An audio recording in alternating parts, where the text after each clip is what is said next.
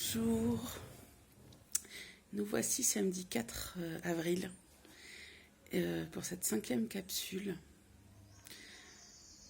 J'espère que vous allez tous bien encore, que vous avez trouvé votre richesse intérieure et extérieure, que vous avez développé de nouvelles pratiques, de nouvelles pensées, que vous avez découvert à travers cette distanciation sociale des nouveaux liens intérieurs et extérieurs, des nouvelles façons de vous rapprocher des gens que vous aimez, et voilà, et une paix, en tout cas je vous la souhaite.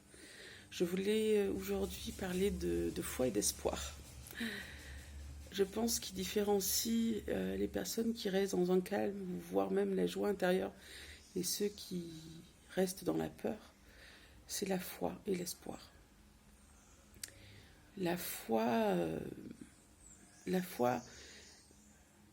elle est multiple.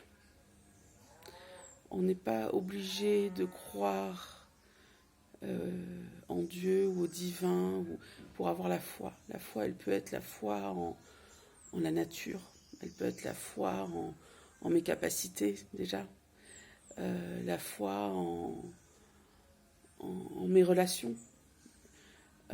Et puis après, oui, il y a la foi de tout l'invisible.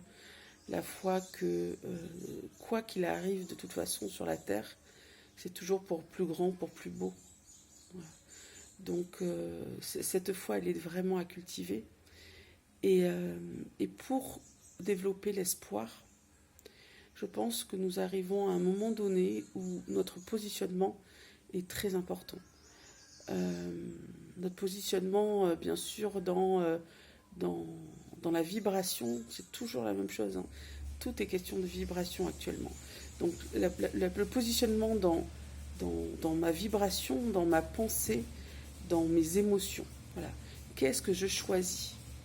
Parce qu'en fait, il y a une notion de choix derrière ça. Bien sûr qu'il y a des impulsions incontrôlables. On pourrait y ranger les émotions. Mais en même temps, il y a des pratiques pour en sortir. Je pense qu'il y a pas mal de personnes qui postent là-dessus. Je vais vous en nommer quelques-unes, hein, mais il y a toutes les pratiques corporelles, comme le qigong, le yoga, la respiration, la danse, le chant. Toutes ces pratiques-là vont vous sortir des émotions les plus basses et vous élever. Ensuite, il y a les pratiques émotionnelles. Vous avez l'EFT. EFT, pour ceux qui ne connaissent pas, vous tapez sur Google, vous trouverez des programmes. Vous avez la cohérence cardiaque. Vous avez les méthodes TIPI, TIPI. Vous avez bien sûr toutes les personnes, psychothérapeutes et psychologues qui peuvent être disponibles à distance pour vous aider à traverser ces failles émotionnelles. Vous avez en émotionnel, qu'est-ce qu'il y a d'autre ? Vous avez le chant qui lui aussi vient toucher les émotions. L'expression par les médias artistiques, dessiner, peindre, sculpter, faire de la poterie, faire du jardinage, cuisiner, voilà, tout ça, ça vient aussi apaiser les émotions. Et pour le mental, c'est vraiment, vraiment une hygiène. Éteignez vos postes de télé et vos radios. Vraiment. Vraiment. S'il y a bien des choses qui vous instillent la peur, et en plus, c'est de l'actualité, ce n'est pas de l'information, c'est de la mésinformation. Donc, si pour vous c'est irrépressible, faites-en un rendez-vous quotidien ponctuel, mais pas un mantra 24 sur 24 sur vous, vous comprenez ? Donc, au niveau mental, pour stabiliser, c'est l'hygiène. Qu'est-ce que j'écoute ? Où c'est que je mets mon attention ? Comment je cultive ma pensée ? Qu'est-ce que je lis ? Comment je modère mon mental ? Donc là, il y a la méditation comme pratique. Il y a la visualisation, il y a la relaxation, comme le nom m'échappe, mais ça me reviendra.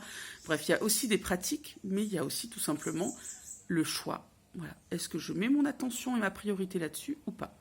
Donc ça, c'est en chacun de nous. Et c'est là où je vais arriver au positionnement. Le positionnement, c'est qu'est-ce que je choisis de pratiquer, de penser, qui va me permettre non seulement de m'aligner avec mon être profond et avec mon âme, parce que c'est réellement ce qui nous est demandé maintenant. Donc comment je m'aligne avec la partie, mon subconscient, c'est-à-dire la partie la plus profonde, la plus haute de moi-même, et quel pas je décide de faire collectivement pour ce nouveau monde qui est à portée de main. C'est-à-dire que demain, quand nous serons déconfinés, dans quel monde je veux vivre? Qu'est-ce que je vais changer dans mes pratiques? Qu'est-ce que je vais changer dans ma façon de voir et d'interpréter? Qu'est-ce que je vais continuer à faire? Qu'est-ce que je vais arrêter de faire? Et ce que je vous propose là de faire comme défi, vous pouvez vraiment faire circuler, et je vais trouver un mode pour collecter ces données-là, c'est de faire un dessin. Voilà, comme ça, les enfants peuvent le faire, les adultes peuvent le faire. Ça va être, en plus pour les adultes, ça va être notre enfant intérieur qui va s'exprimer. Ça va être très intéressant. Un dessin qui va résumer tout ce que j'ai envie pour demain. Dans quelle planète je veux vivre. Et je la dessine, et je peux même faire des bulles et des petits mots-clés. Voilà. Et ce que je vous propose, c'est de les poster. Donc on peut les poster en commentaire, mais j'essaierai de trouver un moyen de les collecter. Et ce que je vous propose de faire, c'est de le mettre chez vous, dans l'endroit où vous êtes le plus souvent, et de le visualiser. C'est-à-dire que là, vous travaillez activement pour construire la terre que vous voulez. Voilà. Et si on fait tout ça, chacun chez nous, non seulement on œuvre individuellement pour la terre de demain, mais en même temps, on s'inspire collectivement, parce qu'on pourra aller voir les dessins des uns des autres qui seront affichés sur un mur virtuel. Donc je compte sur vous, dessinez. Et quand vous avez une vision encore plus belle, encore plus grande, encore plus haute en énergie, faites un deuxième dessin et remplacez-le. Voyez ? Et là, on va œuvrer collectivement et individuellement parce que la symbolique du dessin, ça parle directement à notre cerveau. Donc notre cerveau parle en 4 langages. Le réel, on le connaît bien. Et là, actuellement, le réel, il est très mal utilisé. Le virtuel... Donc le virtuel, malheureusement aussi, est mal utilisé. C'est toutes les personnes qui vont s'endormir dans des films, des jeux, ou en tout cas passer le temps. Hein.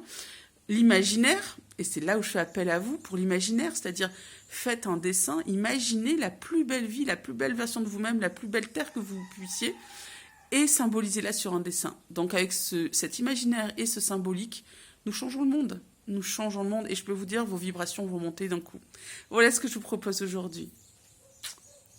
Amour, onde d'amour, love, love, love, et foi et espoir. Imaginez une autre façon de changer le monde, et surtout, hein, les œuvres, c'est pas des œuvres d'art, hein, ça peut être très schématique les dessins, mais une autre façon de changer le monde, c'est d'imaginer encore une fois que tous les frères et sœurs de la Terre, c'est-à-dire que tous les êtres humains sont dans la paix, l'amour et la joie. Voilà, avec vous-même inclus. Donc je m'inclus dans cette pensée que l'amour, la joie, et la foi et l'espoir envahit le cœur de tous les êtres humains de la planète. Voilà comment on contribue. Amour, à bientôt.